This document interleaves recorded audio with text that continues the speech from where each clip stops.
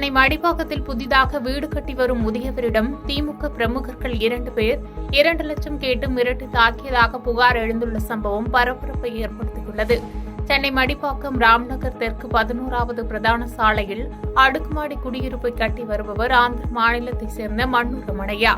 74 வயதான இவர் 15 வீடுகள் கொண்ட அடுக்குமாடி குடியிருப்பை கடந்த 2020ஆம் ஆண்டிலிருந்து கட்டி வருகிறார்.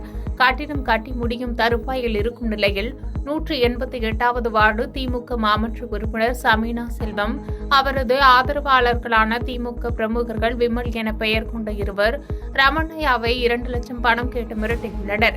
ஏற்கனவே இருமுறை மிரட்டி சென்ற நபர்கள் மீண்டும் பணம் கொடுக்க சொல்லி மிரட்டி முதியவரை கன்னத்தில் தாக்கியதாகவும் கூறப்படுகிறது. இதனால் நிலைகுலைந்த ரமணையா தனியார் மருத்துவமனையில் அனுமதிக்கப்பட்டு சிகிச்சை மேற்கொண்டார். இதனையடுத்து மடிப்பாக்கம் காவல் நிலையத்தில் திமுக பிரமுகர்கள் மீது முதியவர் புகார் அளித்துள்ளார். புகாரின் பேரில் காவல்துறையினர் விசாரித்து வருகின்றனர். இந்நிலையில் சென்னை மாநகராட்சி 14வது மண்டலத்திற்குட்பட்ட அதிகாரிகள் சிலர் விதிகளை மீறி கால்வாய் அமைத்ததாக கூறி ரமணையாவுக்கு ரூபாய் 5000 அபராதம் விதித்துள்ளனர். பாதகம் செய்பவரை கண்டால் நாம் பயங்கொள்ளலாகாது பாப்பா, மோதி மிதித்து விடு பாப்பா, அவர் முகத்தில் உமிழ்ந்து விடு பாப்பா.